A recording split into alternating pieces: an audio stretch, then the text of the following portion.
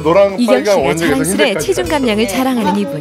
유경 씨에게는 정말 은인과 같은 존재라고. 제가 그 TV 방송을 보다가 그 유경 씨가 정말 열심히 정말 체중을 빼시려고 그렇게 노력하시는 그런 생활을 보고서 둘, 셋.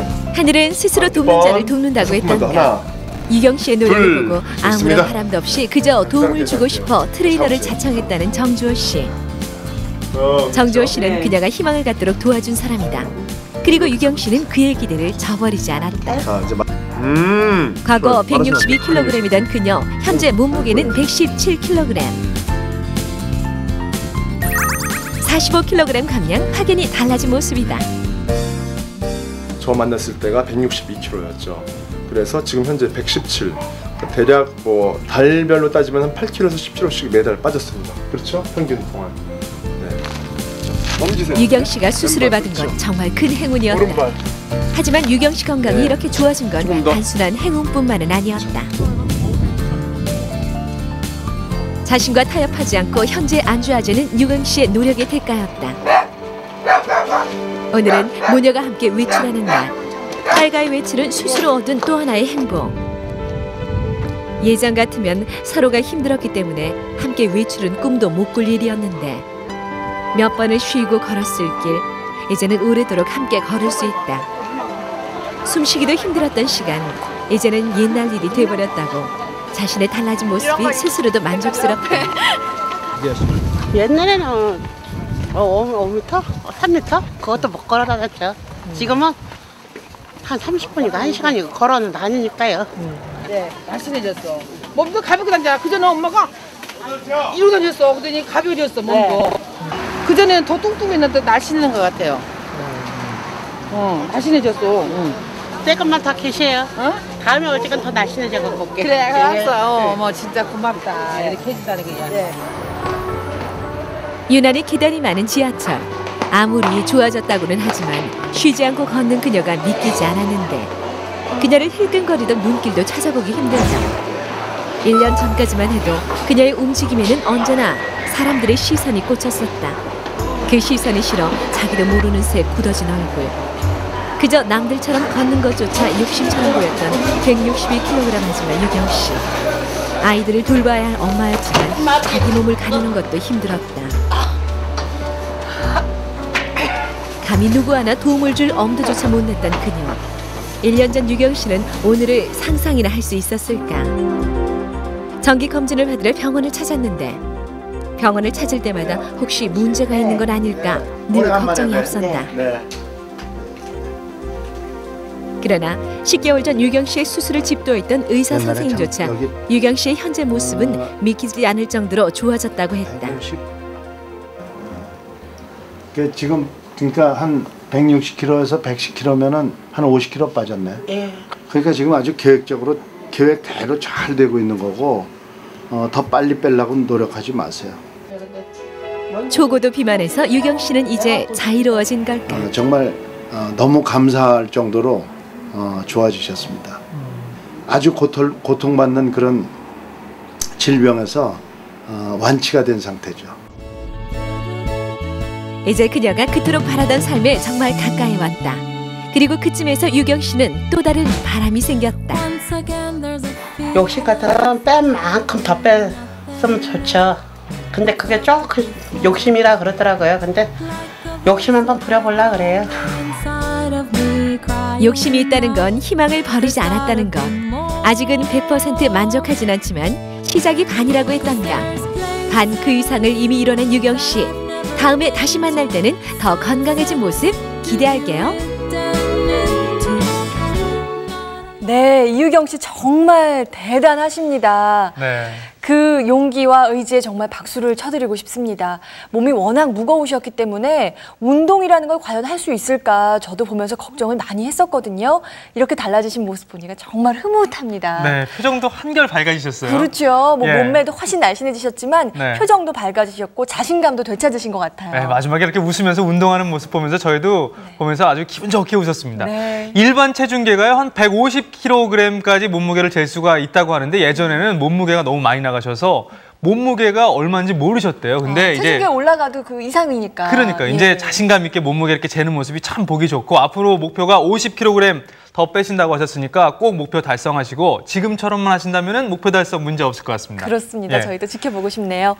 자, 이번에 소개할 주인공은요. 나이가 무려 600살이 넘고요. 그 둘레도 정말 어마어마하다고 합니다. 그 주인공은 바로 전주에 있는 한옥마을에 있는 은행나무인데요. 이 은행나무에 요즘 아주 특별한 일이 생겨서 마을 전체가 들썩들썩한답니다. 도대체 어떤 특별한 일이 생길 걸까요? 그 엑스파일을 공개합니다. 전주 한옥마을에 모인 사람들 뭔가 이상한 일이 벌어졌다는데 아이 보통 일이 아니지. 신기하지. 신기해. 엄청 신기하다 갖고 아주 국보급이야.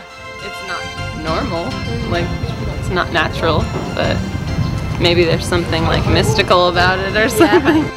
신기한 일을 벌인 주인공은 600년 된 은행나무. 과연 이 은행나무에 무슨 일이 일어난 걸까? 무슨 일이죠? 이상한 나무 찾아 무작정 출발한 제작진. 천주의 이상한 나무 그 생김새 궁금한데 어떻게 생겼어요? 어떻게 생겼어요? 그게 잘 생각이 안 나요. 생각이 안 난다. 혹시 이 나무 아니면 요 나무인가? 허허 잘못 짚어소이다. 에이 그같다 말라야. 은행나무 저기 있잖아 저. 물어보는 족족 술술 대답해주는 사람들. 그 나무 그렇게 유명합니까요? 모르는 사람 10원어치도 없다. 허허 모르는 사람 10원어치도 없다는 이상한 나무. 열심히 찾아 헤맨 끝에 드디어 찾았다. 그런데 이상하다는 이 나무. 이리 보고 저리 봐도 그저 오래된 은행나무일 뿐. 아니 도대체 뭐가 이상하다는 건지 도통 알 수가 없다. 아니 도대체 뭘 그렇게 열심히 보세요? 그러니까 보고 있다고요. 뭘 보시는 거죠? 어머니 뭐가 신기한데요? 뭐 나무가 옆에서 새로 솟아났으니까 신기하잖아요. 이 고목진 나무 옆에서. 아니 고목 옆에 나무가 새로 돋아났다? 그러고 보니 아예 굵은 고목을 뚫고 나온 작은 나무. 이상하다 이상해. 이 보기에도 어마어마한 은행나무 둘레 비교가 될 수 없을 것 같은데 작은 나무 둘레 5.6인치 큰 나무 둘레는 얼마입니까? 오호 62인치. 둘레만 해도 10배가 넘는데 이 작은 몸으로 어떻게 고목을 뚫고 나온 걸까? 전주 최씨문중 옆에 심어진 은행나무. 이미 전북도 나무로 지정된 돈의 유일한 보수라는데 최씨문중 사람들은 뭔가 알고 있지 않을까? 이게 1384년도에라고 연천 할아버지라고 그 막둥이 아들을 낳으면서 기념식수로 심은 나무가 저겁니다. 그런데 이 나무에서 이상한 점 하나를 더 발견했다. 이 자리가 여기야. 이 나무 끊어낸 자리잖아. 여기가 끊어버렸어. 이 나무를 손상시킨다. 이렇게 끊어버렸더니 바로 한 지금 이제 9년 차 나는데 끊고 난 뒤에 한 2년 있다가 또 여기서 또 나는 거야. 이번이 처음이 아니다. 비슷한 자리에서 계속해서 고목을 뚫고 나오는 나무들. 과연 이 나무들의 정체는? 그럴까요? 격가지가 옆에 붙어서 자란 것 같은데. 붙었어요. 봐봐요. 붙었잖아. 이상한 은행나무는 첩 붙인 나무다. 하하, 첩이라고 하면은 이 서로 다른 두 나무의 일부를 잘라서 연결하고 하나의 개체로 만드는 재배 기술인데 그래서 찾아가 봤다. 분재 많기로 소문난 곳 첩 붙인 나무라면 나에게 오시라. 나무에 푹 빠져 산다는 이분. 분재업만 25년 첩 붙이기의 달인 한유석 씨, 제발 궁금증 좀 풀어주세요. 먼저 사진을 본 소감은? 드문 경우지. 드문다고 보는 게 아니라 좀 이렇게 나온 게 어렵다고 보는 거지. 여기 보면 마침 은행나무 분재를 가지고 있다는 한유석 씨. 오호, 그 나무 실물이랑 비슷합니다. 저분 이런 그 순 가지, 이런 가지, 작은 가지를 잘라다가 그것을 상처를 여기에 상처를 내서 자른 걸 가지고 여기다가 붙이는 걸 접이거든요. 과연 이곳에서 우리의 궁금증이 풀릴 수 있을까? 근데 이게 한 15년 정도 접을 붙여가지고 키우니까 이런 식으로 바뀐 거야. 접을 붙인 나무들 언제 서로 다른 나무였냐는 듯 한 가지로 매끈하게 이어져 있는데 그렇다면 은행나무도? 여 자리에다가 접 붙이기에는 굉장히 어려워. 접 붙일 수 있는 상황이 못 돼. 이 밑에다가 뭐 접 붙인다는 건 불가능하고. 접 붙이는 건 불가능하다. 그렇다면 이 나무는 혹시? 이 새끼 나무는 싱거운 거다. 누가 심었으면 진짜 잘 심었다. 누군가 몰래 나무를 심었다. 600년 고령의 나무 이곳저곳 해충 때문에 고생이 많았다는데, 그렇다면 이 은행나무가 죽어가는 모습이 안타까운 나머지 누군가 몰래 와서 아기나무를 심어놓기라도 했다는 말씀. 그렇다면 고목나무 옆에 심은 아기나무는 과연 잘 자랄 수가 있을까?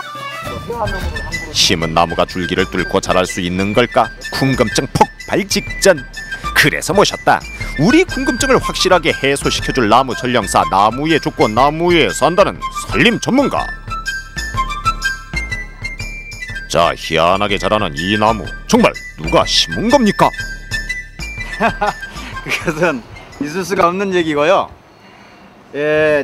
자기 나무 옆에 와서 다른 나무가 살면은 이 옆에 나무를 못 살게 하는 것이 생명체입니다. 누가 와서 심었다고 한다면 크게 자란 나무가 영양분을 다 뺏어 먹어서 옆에서 작은 나무를 살지 못하게 했을 것이라.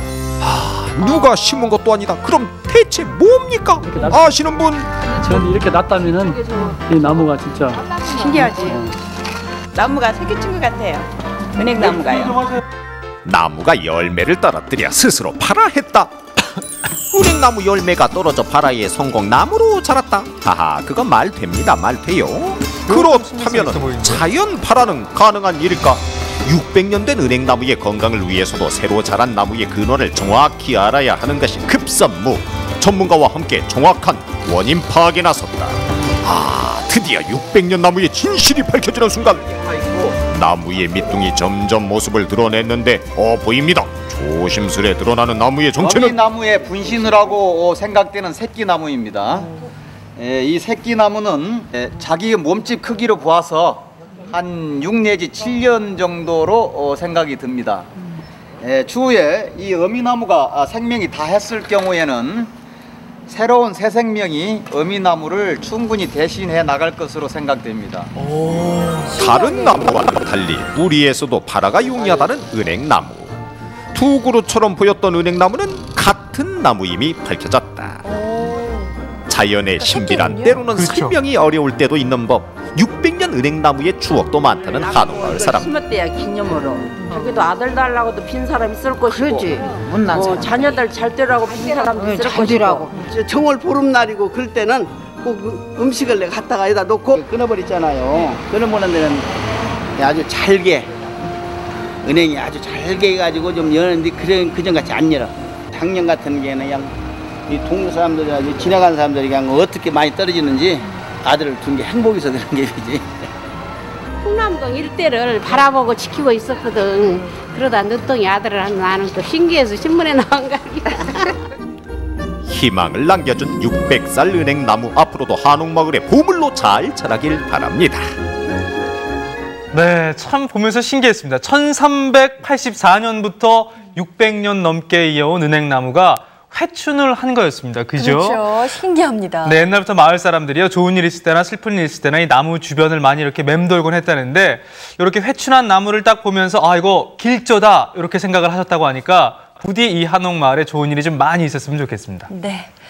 자, 올해 초에 알몸 체벌 사건 기억하시나요? 어린이집 선생님이 5살짜리 어린이를 체벌한다고 알몸으로 바깥에 한 대에 내보냈던 사건이었는데요. 네. 근데 이 기억이 사라지기도 전에 체벌 사건이 또 일어났습니다. 어떤 사건이었는지 함께 보시죠. 지난 1월 엄마들을 분노케 했던 알몸 체벌 사건. 그런데 그 충격이 가시기도 전에 또 한 번 사건이 터졌다. 유치원 교사가 말을 듣지 않는다며 6살 난 어린이의 입을 테이프로 막아서 무리를 빚고 있습니다. 수업 시간에 떠든다는 이유로 아이의 입을 포장용 테이프로 막아버린 체벌. 선생님 울렁증이 나고 토하고 싶다 그 말을 해서 그거는 말도 안 되는 체벌이고요. 진짜 그 선생님 자질이 없다고 생각을 해요. 끊이지 않는 어린이 체벌. 대체 유치원에서는 무슨 일이 일어나고 있는 걸까? 사건이 일어난 전남 강진으로 찾아갔다. 서울에서 일하는 아들 내외를 대신해 은성이를 돌보고 있는 건 할머니. 아이가 받았을 상처를 생각하면 하루에도 몇 번씩 가슴이 떨린다고 했다. 테이프를 붙였을 때 그 당한 것이 그것이 공포감이었을지 어쨌을지 제가 뭐라고 말할 저희도 황당했어요. 그 심정을 상상해 볼 수도 없어요. 저희는. 아이 역시 당시의 상황을 자세히 기억하고 있었다. 선생님 왜 테이프 붙였어? 마지막 탑. 그래도 테이프 붙이니까 어땠어? 딱풀 냄새. 딱풀 냄새 나고 또? 숨 막혔어. 수업 시간에 친구를 때리고 장난친다는 이유로 테이프로 입을 막은 은성이의 담당 교사. 6살 어린이에게는 위험한 체벌이었는데 은성이 동생이 아니었다면 할머니도 모르고 지나갈 뻔한 사건이었다. 얘 동생이 할머니 오빠 입에 테이프 붙였다 선생님이. 그래서 전 팔에다 붙인 줄 알았어요. 입에다 붙인 건 생각도 못했어요. 정말이에요. 그래서 어디 밴드 뭐 어디 다쳤 밴드 아니 입에다 테이프 말이야. 담당 교사는 왜 그런 위험한 체벌을 했던 걸까? 담당 교사를 만나기 위해 평설 유치원으로 찾아가 봤다. 지금 안 계시는데. 어디 가셨나요? 병가 내시고 지금 안 나오고 계세요. 3일 동안 병가를 낸 선생님. 결국 몇 번의 시도 끝에 선생님과 통화를 할 수가 있었다. 아이는 원래 어떤 아이냐면 평상시에 조금 귀가 산만하고 이렇게 말을 계속하는 아이예요. 너무 말을 많이 하면 테이프를 붙인다 하고는 그거를 이제 붙인다 하고는 이제 붙였어요. 붙여가지고 한 5분 정도 붙이는 순간 이제 저희가 또 나이가 좀 깼어요. 말을 안 들어 어쩔 수 없이 5분 정도 체벌을 할 수밖에 없었다는 선생님. 하지만 은성이 할머니는 선생님의 말을 믿을 수 없다는 입장. 언제 붙인 거 알아? 몇 시에? 3시 30분. 3시 30분에. 그래 선생님 띄워줬어? 아니. 언제 띄웠어? 4시에. 4시에 누가? 내가. 아이가 시계를 정확하게 볼 줄 알고 시간까지 기억을 하고 있다는 것. 하지만 할머니가 더 가슴을 쓸어내린 이유는 따로 있었다. 선생님은 모르고 있었다는데 은성이는 비염과 기관지 알레르기로 4년 동안 치료를 받아왔던 것.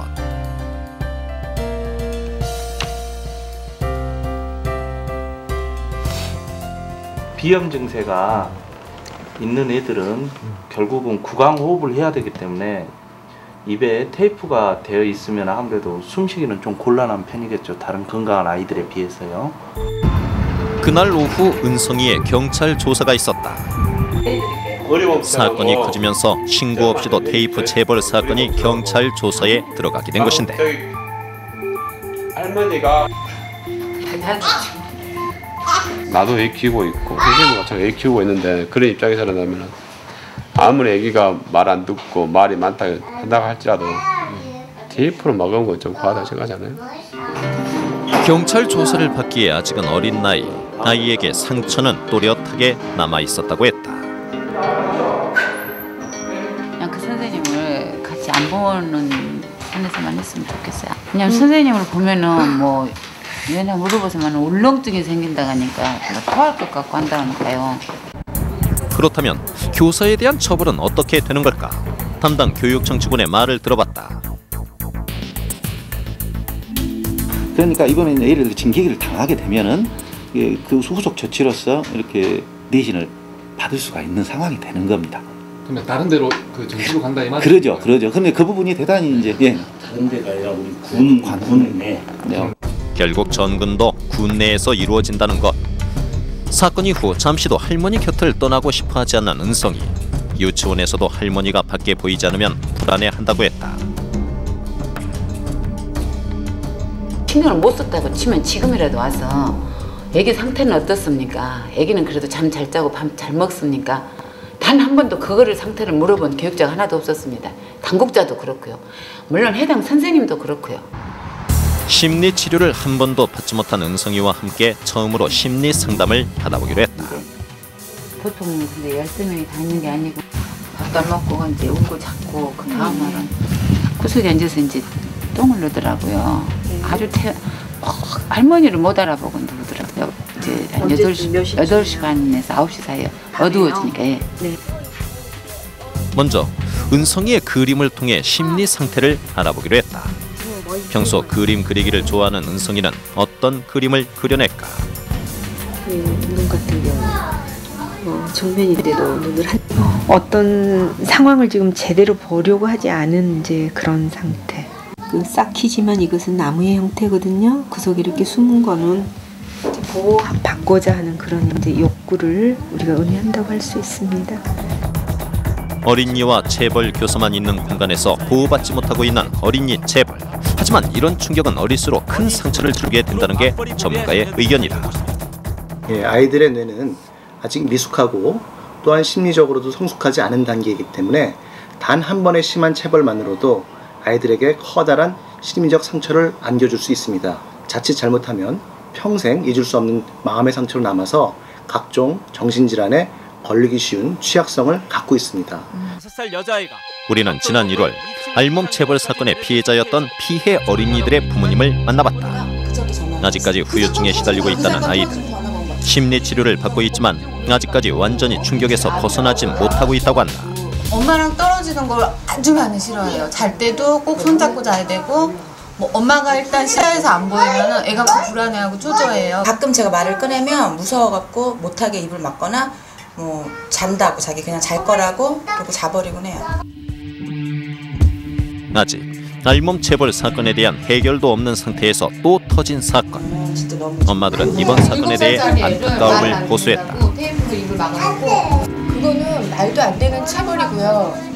진짜 그 선생님 자질이 없다고 생각을 해요. 저 너무 화가 나서 너무 화가 났어요. 그것도 이제 당사자들은 말을 못하는 것 같아요. 자기가 당한 애들은 그것도 5살짜리 동생이 얘기를 해준 거잖아요. 그러니까 애들 자체가 너무 공포에 떨고 있는 것 같아요. 이 일도 우리 아이들처럼 또 덮이는 게 아닌가.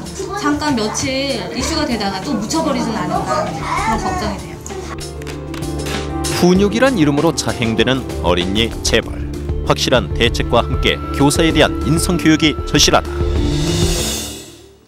그렇습니다. 참 안타까운데요. 이렇게 유치원에서 이런 부당한 체벌이 있다는 소식 들을 때마다 부모 가슴이 참 철렁철렁 하실 겁니다. 어린이는 어린이잖아요. 그렇죠. 조금 더 인내심을 가지고 그런 대해야겠다는 생각 다시 한번 하게 되네요. 그렇습니다.